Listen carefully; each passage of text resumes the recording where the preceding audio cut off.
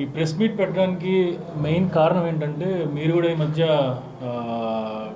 TV న్యూస్లోనూ లేదంటే paper న్యూస్లోనూ చూస్తూ ఉంటారు. నేను ఏదో జైలుకి వెళ్ళి వివేకానంద రెడ్డి గారి కేసులో అప్రూవల్ అయిన దస్తగిరిని బెదిరించినట్లు, ఏదో 20 కోట్లు డబ్బులు ఇచ్చి ఏదో ఆఫర్ చేసినట్లు మాట్లాడుతున్నారు. దీని మీద కొంచెం క్లారిటీ ఇద్దామని మిమ్మల్ని అందరూ పిలవడం జరిగింది. అసలు ఫస్ట్లో అసలు ఈ గురించి మాట్లాడడం కూడా వేస్ట్ అనుకున్నాను, ఎందుకంటే అంత అర్థం లేని ఆరోపణలు అవి. మెడికల్ క్యాంపు ఎప్పుడో 2-3 నెలల ముందు ప్రీ షెడ్యూల్ అయిన క్యాంప్ అది. నేను ఒక్కడనే పోలేదు, నాతో పాటు చాలామంది డాక్టర్లు పోయినారు మెడికల్ క్యాంప్కి. మెడికల్ క్యాంప్ ఎంటర్ అయినప్పటి నుంచి సూపరింటెండెంట్ గారు, డిప్యూటీ సూపరింటెండెంట్ గారు, 10 మంది జైలర్స్, నాతో పాటు డాక్టర్స్ అందరం లోపలికి పోయినాము.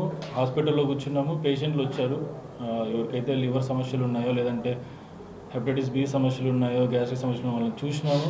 ఆ తర్వాత అందరం బయటకు వచ్చినాము. ఆ మెడికల్ క్యాంప్ పోయిన దాన్ని పట్టుకొని దాని చుట్టూ ఒక పెద్ద స్టోరీ అల్లి అర్థం లేని ఆరోపణలు చేస్తున్నారు.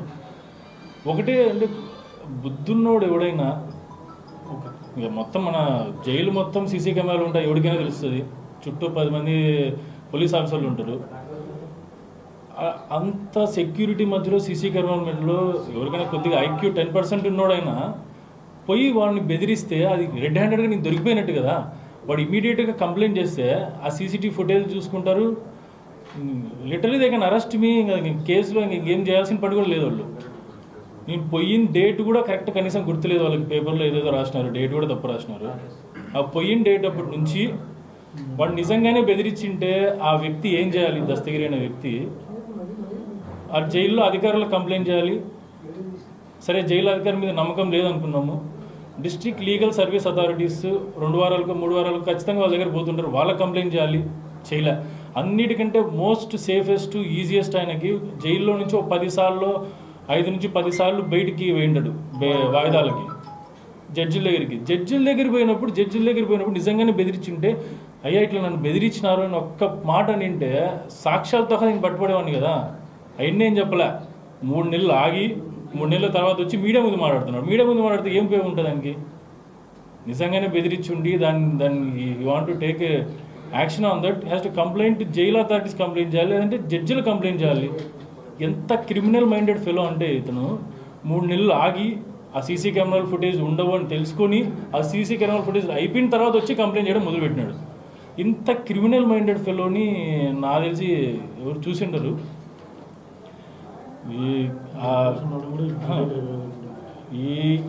అంటే ఈ మొత్తం స్టోరీ వెళ్ళడానికి మెయిన్ రీజన్ ఏంటంటే, మా నాన్నది బెయిల్ అప్లికేషన్ హైకోర్టులో నడుస్తుంది. ఆ బెయిల్ అప్లికేషన్ రిజెక్ట్ చేయాలంటే కారణాలు లేవు, ఒక కొత్త కారణం సృష్టించాలా.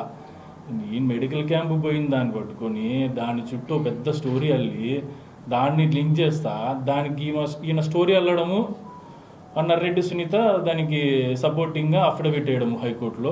మళ్ళీ నిన్న ప్రెస్ మీట్లో మళ్ళీ అదే ప్రస్తావన, అప్రూవల్ని బెదిరిస్తున్నారని.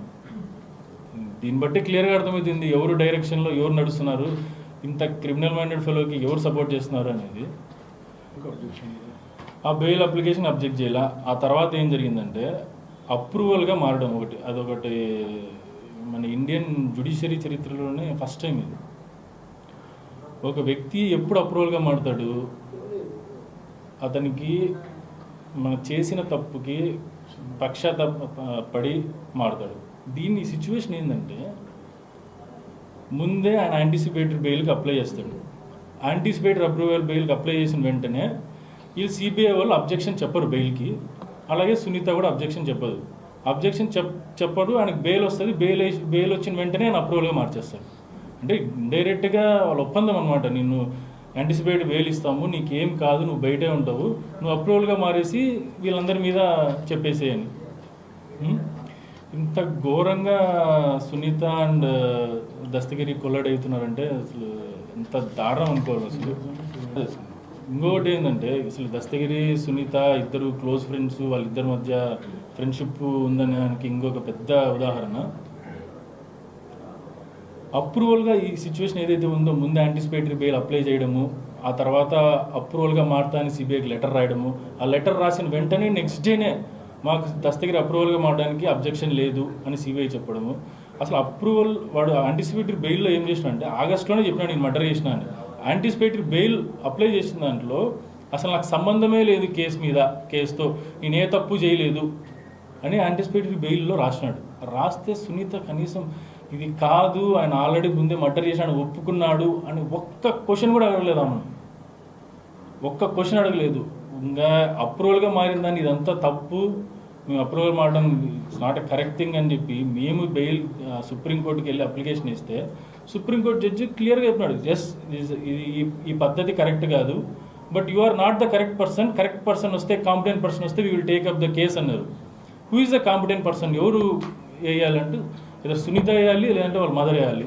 వాళ్ళు అసలు క్వశ్చనే చేయరు, అప్రూవల్ అయిన విధానాన్ని క్వశ్చన్ చేయరు, అసలు దస్తగిరిని ఎందుకు అరెస్ట్ చేయలేదో క్వశ్చన్ చేయరు, దస్తగిరి బయట తిరుగుతా అంటే వాళ్ళు ఎంజాయ్ చేస్తారు.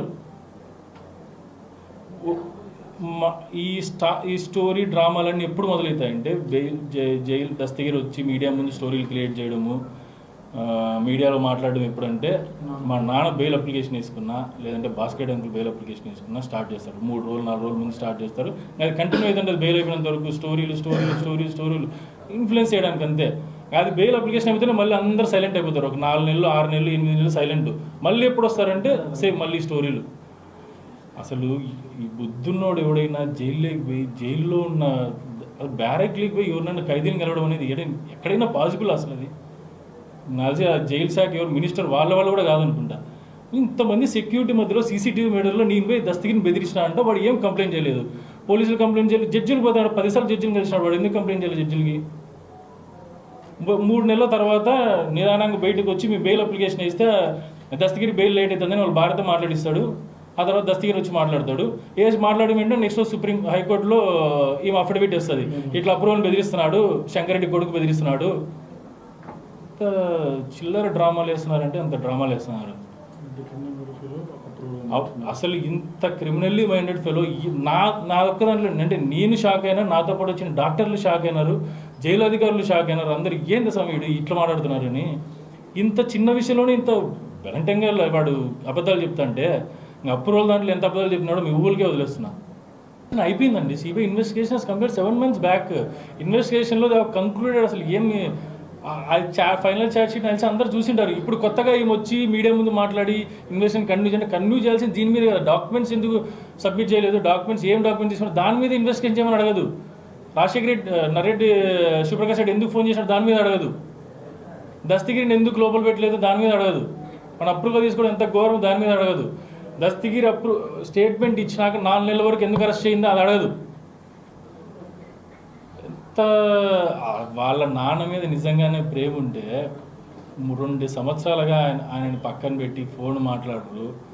ఆయన చనిపోవడానికి 2 సంవత్సరాల ముందు వరకు ఆయనకు రూపాయి చిల్లిగా డబ్బులు లేకుండా జీతాలు కూడా వాళ్ళ ఫ్యామిలీ అక్కడి నుంచి పే చేయడము, ఆయన చిన్న డబ్బుల కోసం కూడా అప్పులు చేసే పరిస్థితి ఉందని పులిందలు ఎవరికైనా తెలుసు.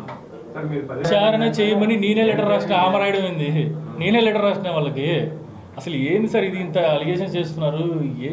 అసలు లేఖ రావడానికి ముందు ఆమె ఏమన్నా జైలు అధికారులను సంప్రదించిందా, నిజంగానే జరిగిందా లేదా అని?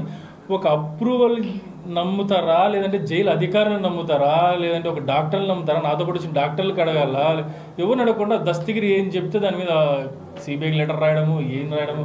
ఆయన బెయిల్ తిరుగుతాడినా వాళ్ళ నాన్న నరికినాను, చంపినాను, తన్నాను అన్నా కూడా ఆమెకి ఏ ఇబ్బంది లేదు. ఆమె బెయిల్ తిరుగుతుంటే ఆమె బెయిల్ క్యాన్సిలేషన్కి లేదు, క్యాన్సిలేషన్కి అప్రూవల్ క్యాన్సిలేషన్ మేము వేస్తే మా మీదే రివర్స్ కౌంటర్లు వేస్తుంది. దీన్ని బట్టి అర్థమవుతుంది అంటే కేసుకి ఎంత 1-sidedగా.